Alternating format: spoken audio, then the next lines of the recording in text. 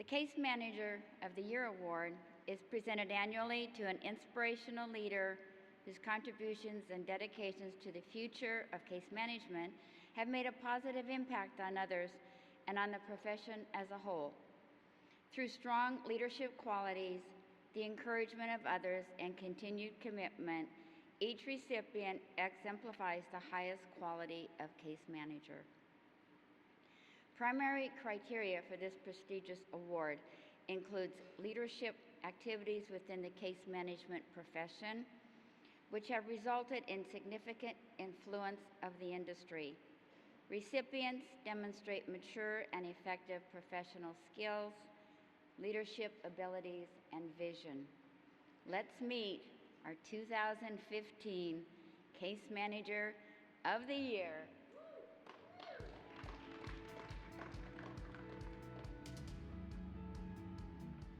Executive, administrator, mentor, educator, activist, volunteer, and advocate. These are just a few of the case management roles that Jose Alejandro fills on a daily basis. His career reflects the primary message of the Institute of Medicine's Future of Nursing report, that nurses should be full partners in redesigning healthcare and leading change.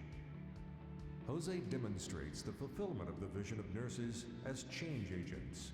He has served as Corporate Director of Case Management, International Healthcare Consultant, Professor at El Centro College, and now Director of Case Management at Tampa General Hospital. Jose has developed the expertise and experience that makes him a sought-after thought leader in the case management of complex patients and in the development of culturally competent case management programs to meet the needs of growing at-risk populations. Yet, apart from his notable accomplishments, it is Jose's passion for nursing case management and servant leadership that most distinguishes him. His innovations in shaping of best practices to improve the care of at-risk populations has been recognized by CMSA, the National Hispanic Health Foundation, and the National Hispanic Medical Association. Jose's commitment to advancing Hispanic nurses and eliminating health disparities in at-risk populations is evident in his leadership as president of the National Association of Hispanic Nurses. According to a colleague, service, quality, perseverance, and integrity are just a few of the traits I ascribe to Jose. He is a strategic and prudent professional who is dedicated to promoting the highest quality of healthcare for all, healthcare that is rendered by a competent workforce. These are the driving forces that motivate Jose. Having recently completed his PhD, Jose exemplifies lifelong learning, not only for himself, but for setting the standard for everyone.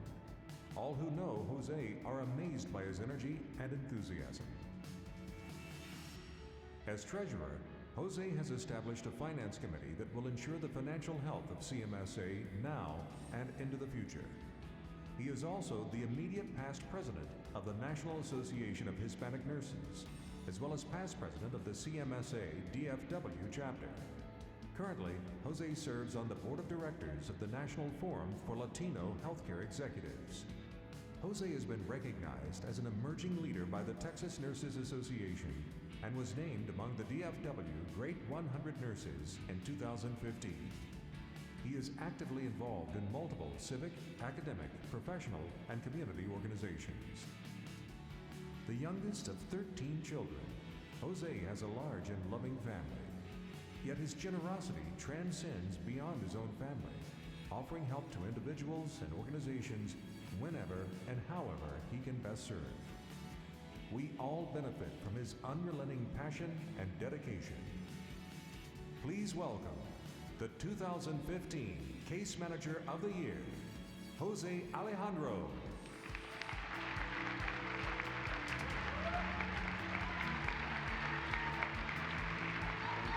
Congratulations, sweetie.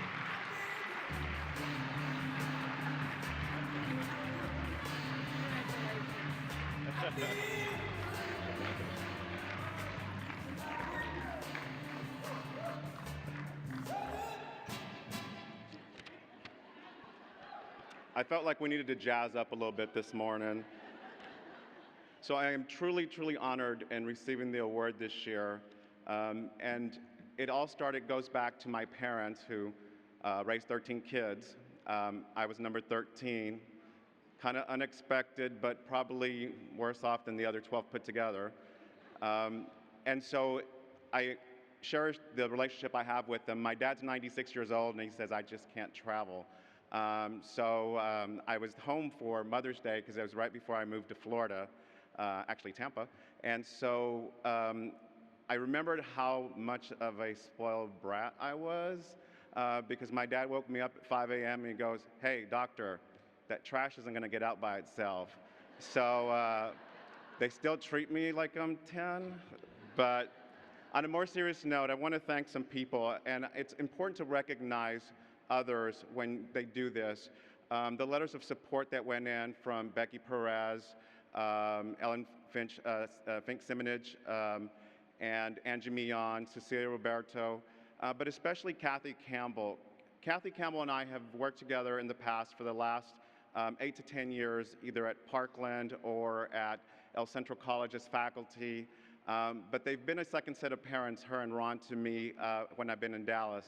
Now, I did have to reestablish my favorite line growing up is, you're not my mom, because I have 7 older sisters, and that was my favorite line growing up. To Charlie White, who's moved twice in the year from New Hampshire to Texas and out to Florida once again.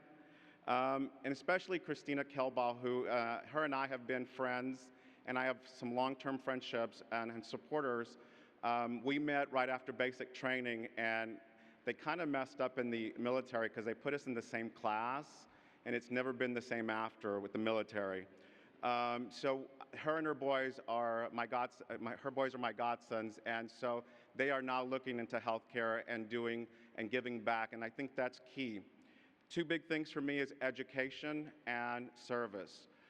Education is extremely important for all case managers, whether you're social work, a nurse, a physical therapist, a physician. You have to have those additional tools. I have benefited from working with a lot of folks that when I first met them or they actually end up working for me, they'll say, is like, I've been a nurse 30 years, I'm not ever gonna go back to school. They have all gone back to school at some point, and so now are working on doctorates and our master's prepared, which are required in today's environment. I also want to thank a big supporter of mine who's Angie Millon. She's also a past president of the Hispanic Nurses Group. There were many times that we were traveling together and my dissertation was kind of stalled a little bit. So instead of being downstairs in a couple of my favorite places, which is either a dance floor, sometimes possibly a bar, but we would be in my room working on my dissertation. And I also have to congratulate her because this month, a couple weeks ago, she defended her dissertation, so she is now Dr. Millon.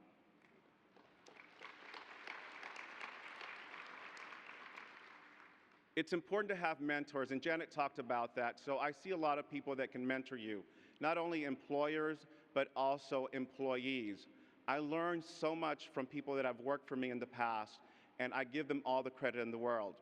I currently have a new staff at Tampa General who are here and are having to learn how to work with me, but we're making some transformational changes. So they wanted me to plug in that they need a lot of employees in the next couple of weeks. So make sure you get their card from them. But it's also about the partnership. We've had a difficulty within our organization of adding positions in our area because they didn't see the value at. So within a month, we have probably created a minimum of 100 positions. If you look vertically, we're about 1,100 bed hospital.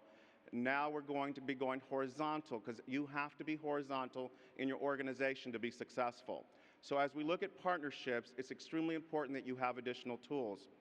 Mentees are also important it's important for you to start mentoring others. I have a former employee who, at one time when we worked at Aetna, for those of you that worked at Aetna, that was there at a time in the 90s, because like Kathy Frazier, I was a child prodigy. So in looking at where she's at today, she is now a senior vice president within United Healthcare, but all she needed was coaching. She had the tools in her arsenal, but she didn't know how to use them. So when I see her and her accomplishments, and how she's mentoring others, it's important that we do that today. As you look around, we're an aging population in this group. As some of you start to retire, that's knowledge that it's not being passed on.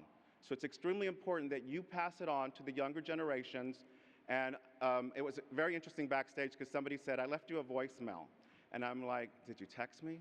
And so they're like, well, what would that have meant? I'm like, the difference between me texting you back now and calling you back next week when my voicemail's full.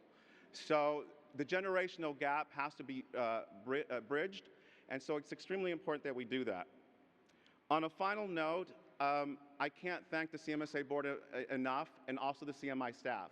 One of my great mentors, whether he recognized it or not, is David Walker and his financial prowess, and so I really respect him and what he brings to CMSA, and in order to keep this organization going where it needs to go.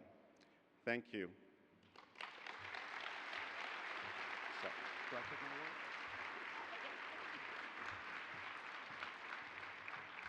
Thank you, everyone.